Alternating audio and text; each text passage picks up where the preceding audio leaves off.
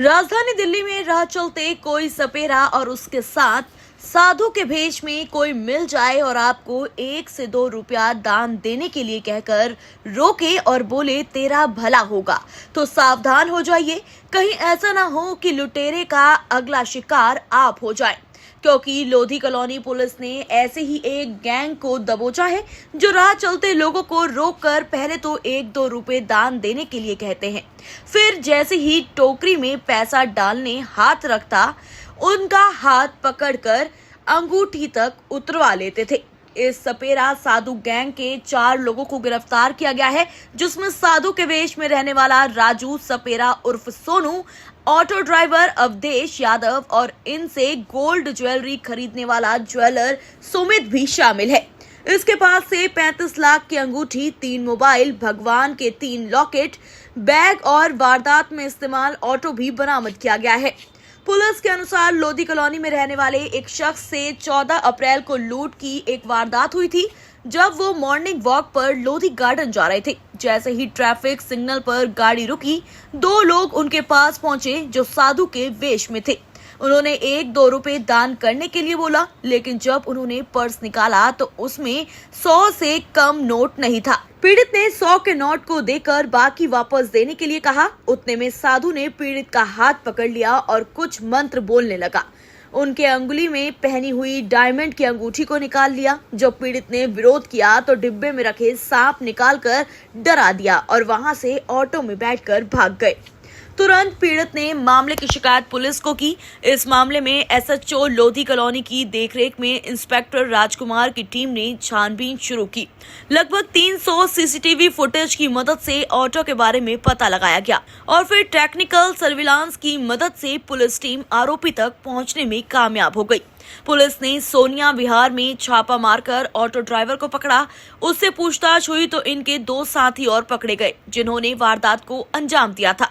फिर वो ज्वेलर भी पकड़ा गया जिसने लूटी हुई अंगूठी को खरीदा था। आगे की छानबीन में पता चला कि साधु वेश बदलने में माहिर है। ये वारदात को अंजाम देकर चलते ऑटो में कपड़ा बदलकर वेश चेंज कर लेते हैं, जिससे आगे पुलिस कहीं रोके तो पता नहीं चले। अब तक इन लोगों ने और कितने वारदात को अंजाम दिया है, ये पता लगाया जा रहा है। अपना नाम बता दीजिए। मेरा नाम अशोक चावला है। अशोक चावला, मैं सर गोल्फ लिंक्स में रहता हूँ, तो गोल्फ लिंक्स से मैं लोधी गार्डन जा रहा था सवेरे सैर करने के लिए। अबाउट 8 बजे का टाइम था सुबह।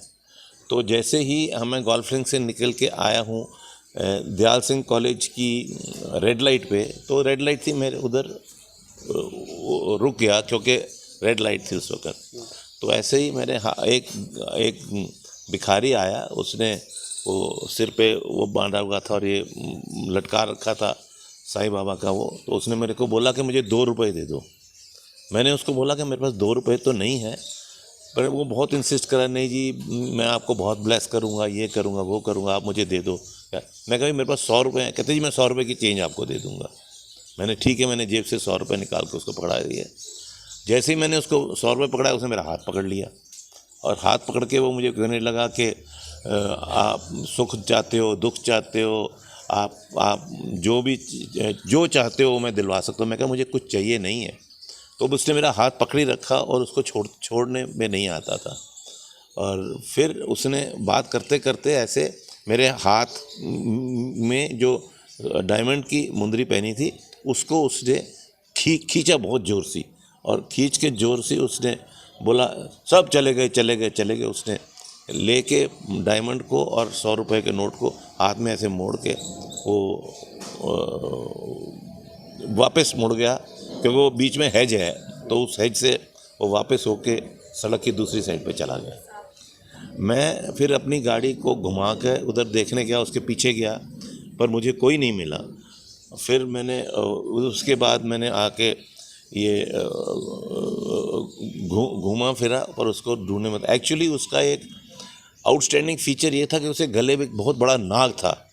तो वो जब मैंने उसको बोला मुझे पैसे वापस दे दे, वैसे दे, तो उसने वो नाग से मुझे डराया। तो मैं डर के मैं पीछे हट गया। मैं कहा चलो रिंग चली जाएगी पर जान तो बचेगी। वो इतना क्या बोलूँ तगड़ा था कि उसने फन भी नाक का अपने मुंह में डाल के हमारे सामने ऐसे दबा के उसको दिखाया था जी। अच्छा, कितने किसने? मैंने सर आज से काफ़ी साल पहले ख़रीदी थी और तब 4-5 लाख रुपए की थी ये।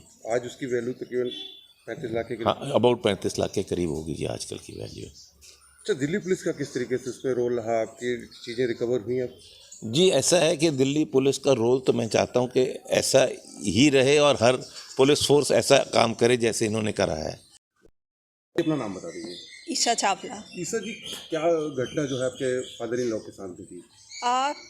ट्रैफिक लाइट के ऊपर एक बहाने से हाथ से ज्वेलरी खींचना और पैसे खींचना एक बहुत ही it's very tragic, it's very scary.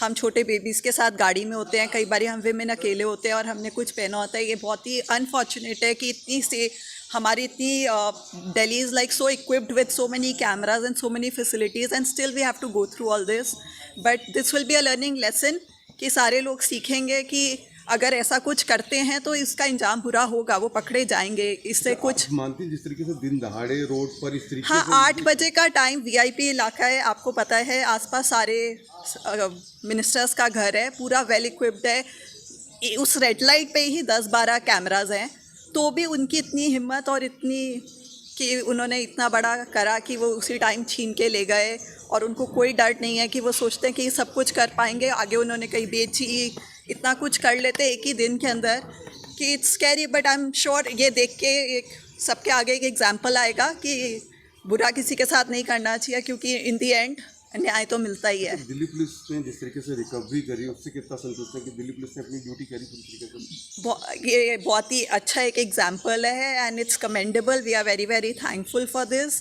That you know they've been there for us. They've set an example for so many more people also कि have faith, go complain। अगर आप अवॉइड करेंगे कल दूसरा जिना पकड़ा जाएगा, फिर तीसरा पकड़ा जाएगा और सारे लोग घर पे बैठ के रोए। इससे बेटर है आप अभी रोको किसी का गलत काम, ताकि आगे और किसी और के साथ ना होए। मैं अपने बेटे को लेके नोएडा तक जाती हूँ तो यही डर था हमें कि अभी यहाँ हुआ है तो किसी स्ट्रेट फ्लाईओवर पे हो जहाँ नहीं कैमराज या कुछ, तो फिर क्या होगा। तो बेटर है कि हम अभी आके आपको रिपोर्ट करें ताकि कोई एक्शन लिया जाए और आगे और लोग बच सकें। तो दोस्तों, अगर आप भी ऐसे ही किसी को दान करते हैं तो सावधान हो जाइए, क्योंकि क्या पता अगला शिकार इनका आप हो सकते हैं। इस तरह की तमाम जानकारी के लिए जुड़े रहे हमारे साथ। धन्यवाद।